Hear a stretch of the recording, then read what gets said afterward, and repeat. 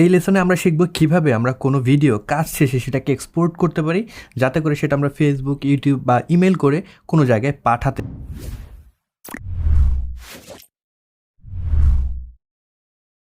Normally আমরা যে প্রজেক্টে কাজ করছি, আমি যদি সেই প্রজেক্ট ফাইলটা আপনাদেরকে দেখাই, মাই ফার্স্ট প্রজেক্ট, এটার ভিতরে ঢুকলাম, প্রিমিয়ার প্রো প্রজেক্ট। এইখানে দেখবেন মাই ফার্স্ট প্রজেক্ট নামে যে প্রজেক্ট আমরা তৈরি করেছিলাম লাস্ট লেসনে, সেইটা আছে। এটাকে কিন্তু এখন আমরা চাইলে প্লেব্যাক করতে পারবো না, এটাকে যদি চাই আমরা আপলোডও করতে পারবো না, কারণ এটা একটা প্রজেক্ট ফাইল। এটার সাইজ দেখতে পাচ্ছেন খুবই ছোট। এখানে ইনস্ট্রাকশনগুলো আছে কীভাবে আমি এডিট করেছি। তো এডিট করার পরে যে রেজাল্ট আসছে সেটা কিন্তু এটার ভিতরে নেই। তো চলুন আমরা আজকে দেখি কিভাবে এক্সপোর্ট করতে পারি একটা ভিডিও, যাতে করে সেটাকে আমরা ডেলিভার করতে পারবো। তো শুরুতেই এক্সপোর্ট কিভাবে করব সেটা দেখানোর কারণ হলো, এরপরে আমরা প্রত্যেকটা লেসনে নতুন নতুন বিষয়গুলো শিখবো, যাতে করে আপনারা সেই বিষয়টা শিখে সেটাকে এক্সপোর্ট করে শেয়ার করতে পারেন বন্ধুদের সাথে কিংবা সোশ্যাল মিডিয়াতে। এই কারণে আমরা শুরুতেই এক্সপোর্টের যে সেটিংসগুলো রয়েছে সেগুলো নিয়ে একটু আলোচনা করতে চাই। তো এইখানে একটা ভিডিও আমি তৈরি করে রেখেছি, আমি যদি একটু প্লেব্যাক দিই,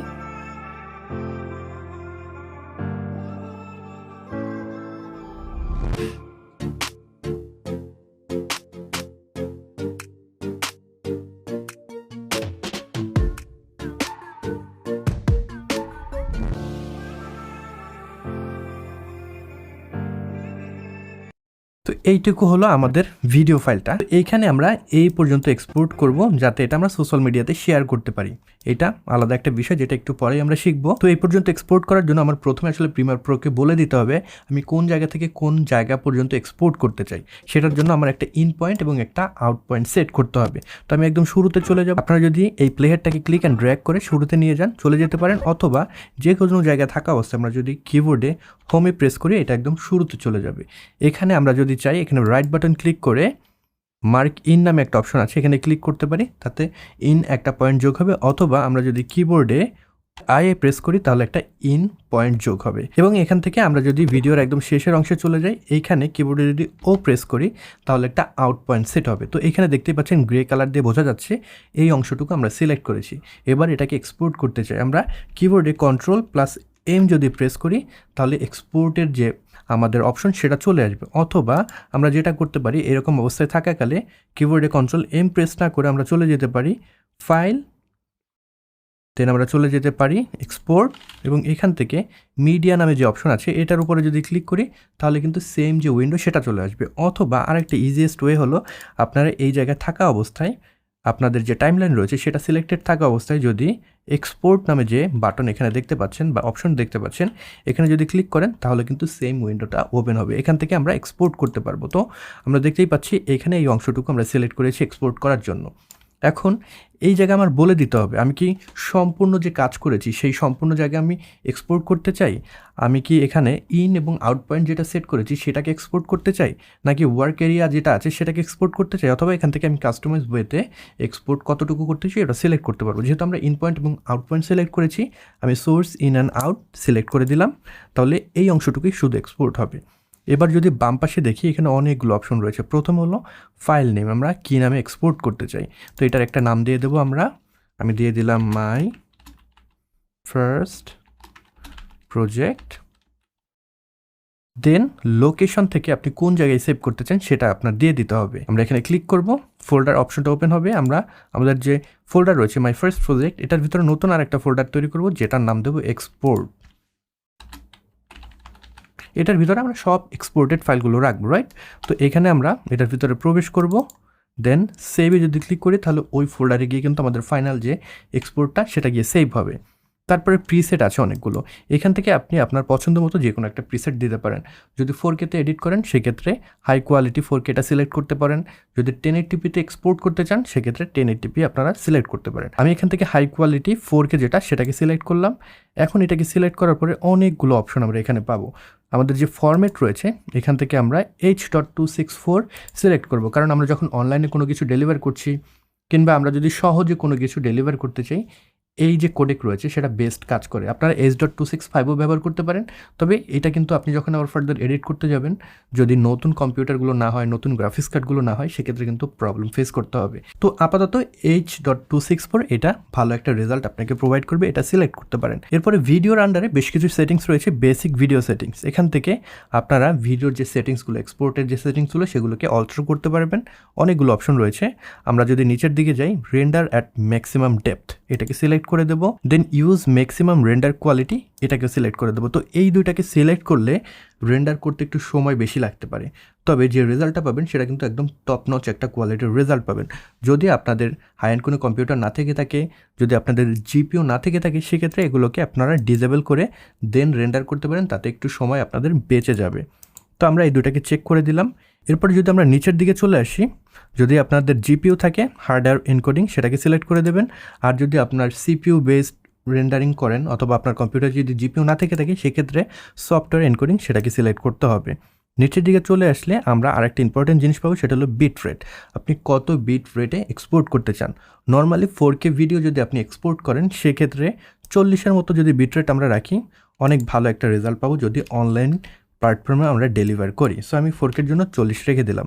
যদি আপনি HD 1080p ভিডিও এক্সপোর্ট করেন, সেক্ষেত্রে এটা 20-এর মতো রাখতে পারেন, কিংবা আপনি 15-এর মতো রাখতে পারেন, তাতেও কিন্তু হাই কোয়ালিটির একটা রেজাল্ট আপনারা পাবেন। তো এরপরে এইখানে আমাদের কাজ শেষ, এখন আমাদের এক্সপোর্ট করতে হবে। এক্সপোর্ট করার জন্য আমরা সরাসরি প্রিমিয়ার প্রো ব্যবহার করতে পারি। এখানে যদি আমরা এক্সপোর্টে ক্লিক করি, এটা এক্সপোর্ট হওয়া শুরু হবে। আর আমরা যদি চাই, এটা কিন্তু মিডিয়া এনকোডারে পাঠাতে পারি, সেখানে মিডিয়া এনকোডার ব্যবহার করে এক্সপোর্ট করা হবে। মিডিয়া এনকোডার ব্যবহার করে যদি এক্সপোর্ট করি, সেটা একটা সুবিধা হলো, মিডিয়া এনকোডারে আপনার যে ভিডিও ফাইল আছে সেটা এক্সপোর্ট করতে থাকবে। আপনি কিন্তু তখন প্রিমিয়ার প্রোতে অন্য কোনো প্রজেক্টেও কাজ করতে পারবেন। যদি হাই এন্ড কোনো পিসি থাকে, আপনারা কিন্তু এই কাজটা করতে পারেন। আর মিডিয়া এনকোডারের আরেকটা সুবিধা, একই সাথে কিন্তু আপনি একাধিক ভিডিও ফাইলকে রেন্ডার দিতে পারবেন, যেটা প্রিমিয়ার প্রোতে আমরা পারবো না। প্রিমিয়ার প্রোতে একটার পর একটা আমাদের রেন্ডার দিতে হবে, একসাথে আমরা কিন্তু একাধিক রেন্ডার দিতে পারবো না। আমি এখানে প্রিমিয়ার প্রো দিয়ে রেন্ডার করে আপনাদেরকে দেখাচ্ছি। এখানে যদি আমরা এক্সপোর্টে ক্লিক করি, তাহলে রেন্ডারিং শুরু হয়ে গেল।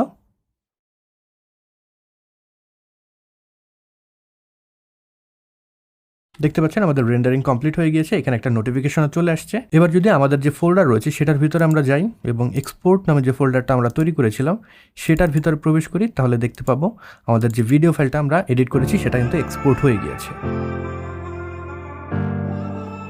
ইয়েস। এখন অনেক সময় হয় কি, আপনি একটা ভিডিও এডিট করলেন, আপনার কিন্তু ভিডিওটা এক্সপোর্ট করার দরকার নেই, শুধুমাত্র চাচ্ছেন অডিওটাকে এক্সপোর্ট করতে। সেক্ষেত্রে কী করবেন? সেক্ষেত্রে সেম প্রসিডিওর, আপনি in point out point select করলেন, চলে গেলেন এক্সপোর্টে, এবং এইখান থেকে আমাদের নামটা দিয়ে দিলাম। এখানে দিয়ে দিলাম মনে করেন অনলি অডিও। দেন আমরা যদি লোকেশন সিলেক্ট করি, সেম লোকেশনটাই আমরা সিলেক্ট করব। এবার এই ফরম্যাট থেকে আমি কোন ফরম্যাটে অডিওটাকে এক্সপোর্ট করতে চাই ওইটা সিলেক্ট করতে হবে। আপনি যদি AAC এক্সপোর্ট করতে চান, প্রথমটা সিলেক্ট করবেন AAC অডিও। আপনি যদি MP3-তে এক্সপোর্ট করতে চান, MP3 সিলেক্ট করবেন। আপনি যদি ওয়াভ ফরম্যাটে এক্সপোর্ট করতে চান, সেক্ষেত্রে ওয়েব ফর্ম যে অডিও রয়েছে এই ফরম্যাটটা আপনারা সিলেক্ট করবেন। আমরা এই ক্ষেত্রে MP3 ফরম্যাটে এটাকে এক্সপোর্ট করব। সিলেক্ট করলাম MP3। এবার যদি আমরা এক্সপোর্টে ক্লিক করি, আমাদের এক্সপোর্টটা কমপ্লিট হয়ে গেল। আমরা যদি ফোল্ডারে চলে যাই, এখানে দেখব অনলি অডিও নামে কিন্তু আমাদের ফাইলটা চলে আসছে। এটাকে যদি আমরা প্লেব্যাক করি, সেক্ষেত্রে এখানে কোনো ভিডিও থাকবে না, শুধুমাত্র অডিওটা প্লেব্যাক হচ্ছে। তো এইভাবে আমরা অডিওকে প্লেব্যাক করতে পারি। এখন অনেক সময় আমাদের ভিডিওতে কিন্তু আমরা লোয়ার থার্ড ব্যবহার করি। এইখানে একটা লোয়ার থার্ড তৈরি করেছি। আমি যদি এটাকে দেখাই আপনাদেরকে, এটা কিন্তু একটা গ্রিন স্ক্রিনের লোয়ার থার্ড। এইটাকে যদি এই ভিডিওতে আমি ব্যবহার করতে চাই, আমার যেটা করতে হবে, এটাকে কিন্তু ভিডিওর উপরে নিয়ে আসতে হলে এইভাবে রেখে দিতে হবে। এখন যদি প্লেব্যাক করি, ভিডিওতে কিন্তু এই গ্রিন স্ক্রিনে ঢেকে যাচ্ছে, রাইট? তো সেই সকল ক্ষেত্রে আমাদের এফেক্টস প্যানেলে যেতে হয়। এখান থেকে আলট্রা কি নামে একটা এফেক্ট আছে, এটাকে সিলেক্ট করে এটার উপরে ছেড়ে দিতে হয়। দেন আমাদের এখান থেকে এই কালারটাকে রিমুভ করে দিতে হয়, তারপরে কিন্তু আমরা ব্যবহার করতে পারি, যেটা একটা হ্যাসেলের ব্যাপার, রাইট? তো এই সকল ক্ষেত্রে আপনি চাইলে এই ভিডিওটার একটা ট্রান্সপারেন্ট ভার্সন তৈরি করে ফেলতে পারেন। কিভাবে করব? আমরা এটাকে বাইরে নিয়ে আসলাম আলাদা জায়গায়। এখানে যদি প্লেব্যাক করি, তাহলে দেখবেন ব্ল্যাক একটা কালারের ভিতরে প্লেব্যাকটা হচ্ছে। মূলত কিন্তু এটার পেছনে ট্রান্সপারেন্ট একটা ব্যাকগ্রাউন্ড রয়েছে। আমরা যদি এই সেটিংস আইকন থেকে ট্রান্সপারেন্ট গ্রিড যেটা রয়েছে সেটাকে যদি অন করে দিই, তাহলে দেখবো এটা কিন্তু আসলে ট্রান্সপারেন্ট একটা ভিডিও। এটা কিন্তু ব্ল্যাক কালার কোনো ব্যাকগ্রাউন্ড নেই। সো এইটাকে এখন আমরা এক্সপোর্ট করব, যাতে করে বারবার আমরা ওই গ্রিন স্ক্রিন রিমুভ না করে এটাকে ব্যবহার করতে পারি। প্রথমে আমাদের এটার একটা ইন পয়েন্ট নিতে হবে। এইখানে নিয়ে গিয়ে আমরা যদি একটা ইন পয়েন্ট সেট করি, এইখানে নিয়ে গিয়ে শেষে আমরা যদি একটা আউট পয়েন্ট সেট করি, দেন এটাকে আমরা এক্সপোর্ট করতে পারবো। তো এক্সপোর্টের সময় স্পেশাল কিছু সেটিংস আমাদের মনে রাখতে হবে। এবার এক্সপোর্ট করার জন্য এক্সপোর্ট অপশনে চলে যাব এবং এখান থেকে প্রথমে একটা নাম দিয়ে দিতে হবে। আমি নাম দিলাম লোয়ার থার্ড। দেন লোকেশন থেকে আমরা সিলেক্ট করব যে লোকেশনে সেভ করতে চাই, আগের লোকেশনে আমি রাখলাম। ফরম্যাট থেকে আমাদের ফরম্যাটটা চেঞ্জ করতে হবে, এখানে ক্লিক করব এবং আমরা সিলেক্ট করব কুইক টাইম নামে যে ফরম্যাটটা আছে, এখানে কুইক টাইম আছে। আমরা কুইক টাইম যদি সিলেক্ট করি তাহলে এইখানে আরও অপশন চলে আসবে। ভিডিওর আন্ডারে দেখব ভিডিও কোডেক নামে একটা অপশন আছে, যদি এটা এইভাবে মিনিমাইজ করা থেকে ক্লিক করলে ওপেন হবে। এখান থেকে ভিডিও কোডেক থেকে আমরা সিলেক্ট করব অ্যাপেল প্রোরেস, এখানে 444 নামে যে অপশন আছে সেটাকে সিলেক্ট করব এবং লাস্টে যদি আমরা এখানে স্ক্রল করি ডেপথ নামে একটা অপশন পাবো এবং এখান থেকে 8 BPC প্লাস আলফা এটাকে সিলেক্ট করে দেবো। এবার আমরা যদি এটাকে এক্সপোর্ট করি তাহলে ভিডিও ফাইলটা এক্সপোর্ট হবে, তবে এটা কিন্তু ট্রান্সপারেন্ট ব্যাকগ্রাউন্ড হিসেবে এক্সপোর্ট হবে, সরাসরি আমাদের ভিডিওর উপরে লোয়ার থার্ড হিসেবে ব্যবহার করতে পারবো। আমি যদি আপনাদেরকে দেখাই কমপ্লিট হয়ে গিয়েছে, আমরা চলে যাব ওই ফোল্ডারে যেখানে লোয়ার থার্ড নামে আমরা এটাকে এক্সপোর্ট করেছি, এই যে এটা। এবার এটাকে আমি যদি ড্র্যাগ করে আমাদের ভিডিওর উপরে রেখে দেই, এবার যদি এটাকে প্লেব্যাক করে তাহলে দেখবেন এখানে কিন্তু ভিডিওর উপরে এটা নর্মালি প্লেব্যাক হচ্ছে, আমাদের গ্রিন স্ক্রিন সেটা কিন্তু আলাদাভাবে রিমুভ করার কোনোই দরকার হবে না। তো এইভাবে আপনি যদি চান কোনো ভিডিওর ট্রান্সপারেন্ট ব্যাকগ্রাউন্ড হিসেবেও কিন্তু এক্সপোর্ট করতে পারেন। এতে করে আপনার যে লোয়ার থার্ড রয়েছে কিংবা কলার যেগুলো রয়েছে সেগুলো খুব সহজে কিন্তু ভিডিওর উপর আপনি ব্যবহার করতে পারবেন, আলাদাভাবে গ্রিন স্ক্রিন রিমুভ করার কোনোই দরকার হবে না।